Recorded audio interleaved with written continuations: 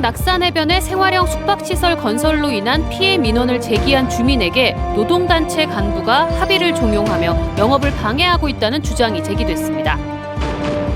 강원도가 2027년까지 25조 원을 들여 도로와 철도 연장, 수소에너지 경제권 실현 등 초강력권 협력 사업을 추진합니다. 동해 망상 1지구 사업자 선정 특혜 의혹과 관련한 강원도 현지 감사가 마무리돼 일부 의혹을 확인한 것으로 알려졌습니다. 경제자유구역 부평지구는 투자 유치의 걸림돌이었던 외국인 투자기업 전용 용지 지정이 해제됐습니다. 안녕하십니까. 뉴스데스크 강원입니다. 양양 낙산해변의 생활형 숙박시설 건설로 주변 상가와 도로에 피해가 적지 않다는 소식 어제 전해드렸습니다. 이런 안전 문제 때문에 민원을 제기한 주민에게 한국노총 산하조직의 지역 간부가 영업을 방해한다는 제보가 들어왔습니다. 어찌된 일인지 이준호 기자가 취재했습니다.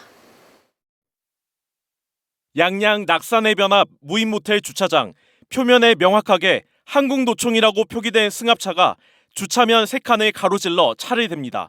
잠시 뒤 한국노총 로고가 붙은 또 다른 차량이 나타나 비슷한 방식으로 주차합니다.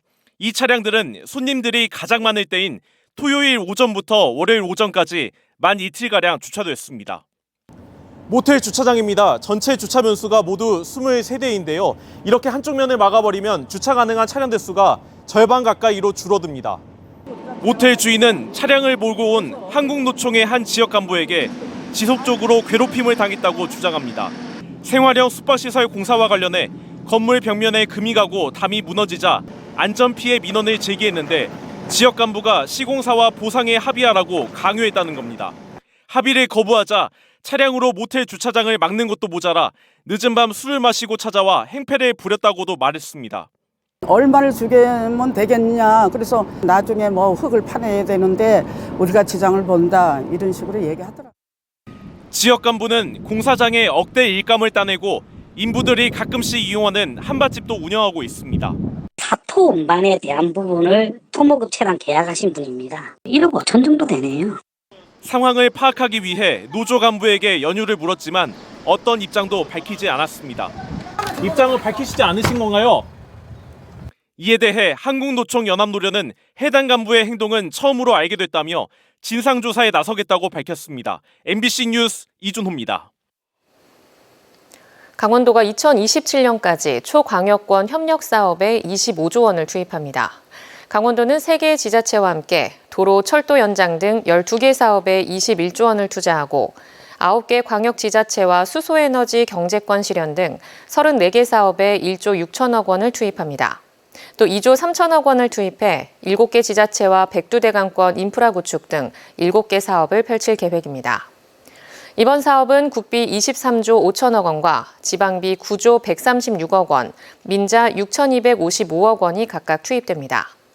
강원도는 이를 통해 지역 내 총생산 GRDP 8.2%, 고용률 67.6%, 생활인구 1일 40만 명 확대, 도로와 철도 1,345km 연장 등을 목표로 세웠습니다.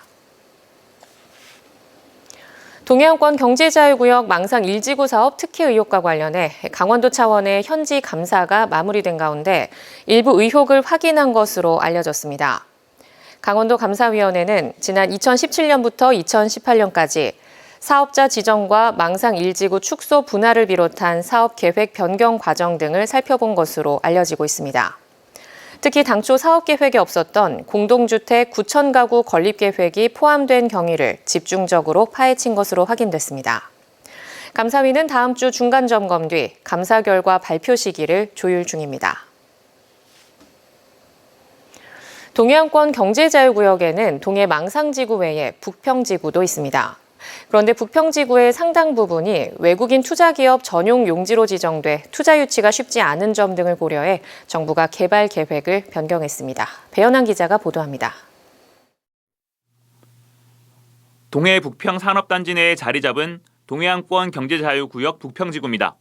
최초 지정된 2013년 207만여 제곱미터에 달했지만 투자 부진 등으로 두 차례에 걸쳐 산업통상자원부가 면적을 줄여 현재는 14만 7천 제곱미터에 불과합니다.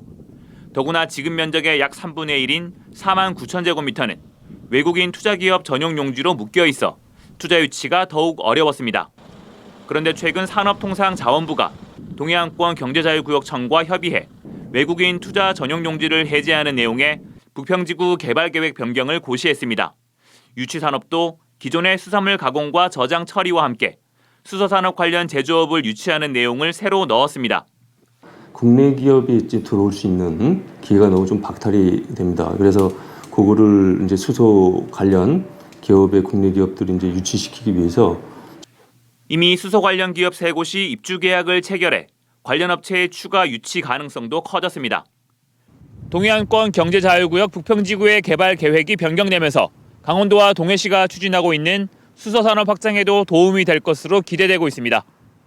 동해시는 부평지구 개발계획 변경을 포함해 동해신항과 부평산업단지를 중심으로 수소산업 벨트 조성에 나설 계획입니다.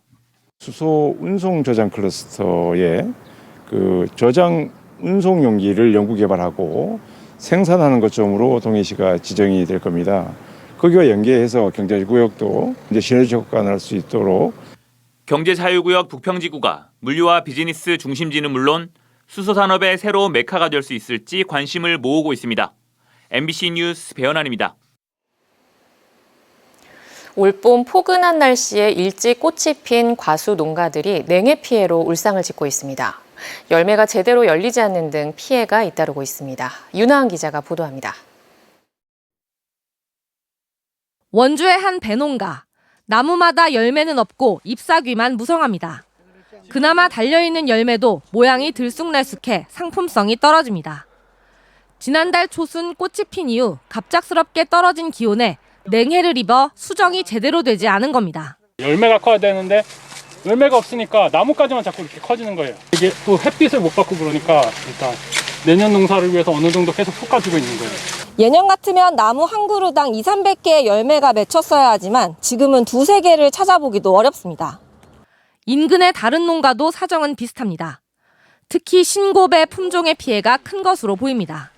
수확량은 예년의 10%도 안 될 것으로 예상하고 있습니다.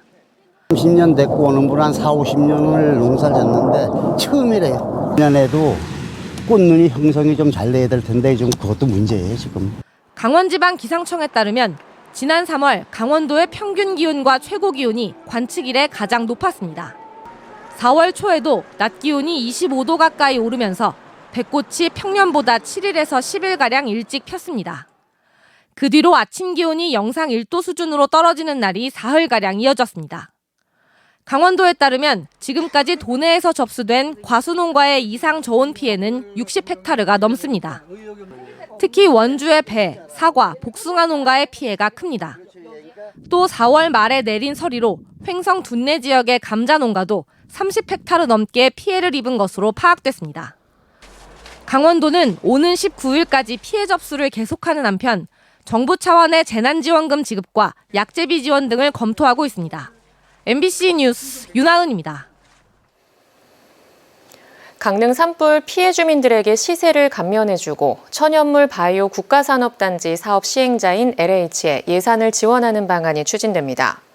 오늘 열린 제308회 강릉시의회 임시회에서 지난달 산불 피해자들에게 2억 6천여만 원의 시세를 감면해주는 내용의 강릉 산불 피해자에 대한 시세 감면 동의안이 행정위원회를 통과했습니다.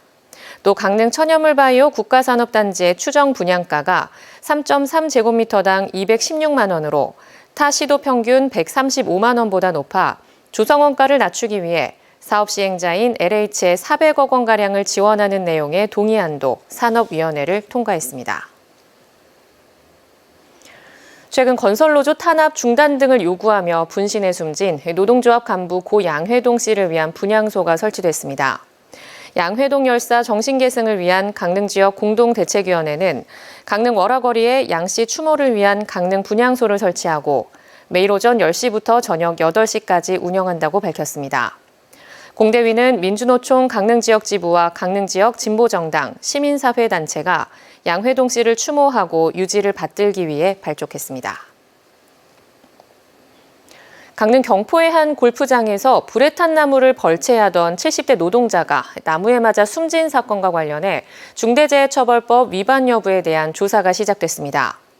고용노동부 강원지청은 오늘 현장 점검을 통해 어제 사망사고가 발생한 사업장이 중대재해처벌법 적용 대상이 된다고 보고 재연을 통해 사고 발생 과정을 살피고 도급 관계 등을 파악하고 있다고 밝혔습니다. 해당 사업장은 직원 8명이 근무하는 임업업체에 벌채를 맡긴 것으로 파악되고 있습니다. 삼척시 도계읍과 태백시를 잇는 건일영 도로의 구조를 개선해야 한다는 주장이 제기됐습니다. 권정복 삼척시 의원은 임시회 5분 발언을 통해 건일영 도로에는 급커브 구간이 많고 경사도가 심해 화물차 넘어짐 등의 사고가 빈번하게 발생한다며 강원도의 제3차 도로정비 계획에 도로 확장과 선형 개선, 경사도 조정 등을 반영해 줄 것을 건의했습니다.